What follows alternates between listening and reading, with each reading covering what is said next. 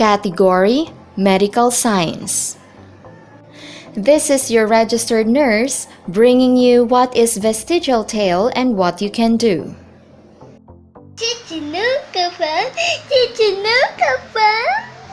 For the most part, your organs and limbs serve a purpose, so it stands to reason that losing one of these can interfere with your body's normal everyday function. On the other hand, it's well known that certain organs, such as appendix, can be removed without much consequence.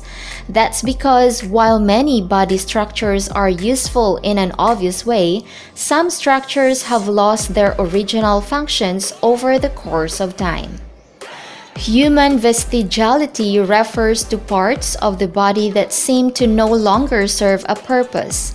It's believed that our ancestors at some point needed these body parts, yet many of these structures have lost most of their original function, essentially becoming what some label as junk organs. While tails are very rare in humans, temporary tail-like structures are found in the human embryo. These tails develop around the 5th or 6th week of gestation and contain about 10 to 12 vertebrae. Most people aren't born with a tail because the structure disappears or absorbs into the body during fetal development, forming the tailbone or coccyx. The tailbone is a triangular bone located at the lower part of the spine below the sacrum. Disappearance of the tail in the embryo takes place around the 8th week of gestation. Although a vestigial tail disappears for most people, sometimes the tail remains due to a defect during the developmental stage. We have tail, Nanny. We have baby.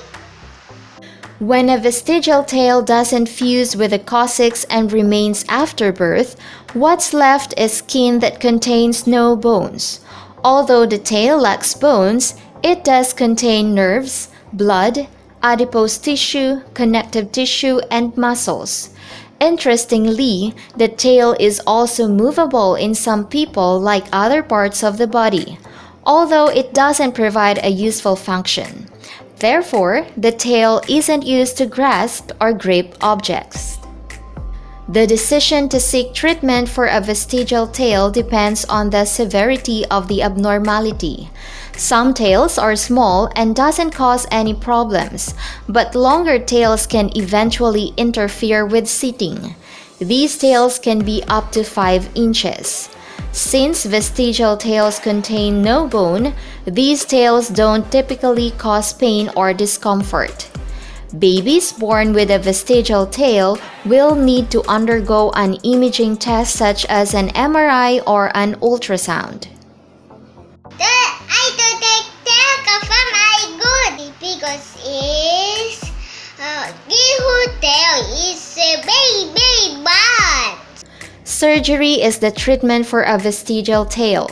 Because a true vestigial tail is composed of adipose and muscular tissue, doctors can quickly remove these types of tails with a simple excision.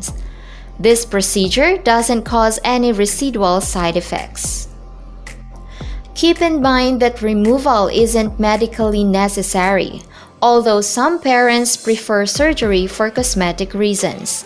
Living with a vestigial tail doesn't lead to complications or cause long-term problems, but if you choose to remove the tail, the prognosis is good, and losing the structure doesn't have any adverse effects. The decision to remove or keep primarily depends on how the tail impacts your life.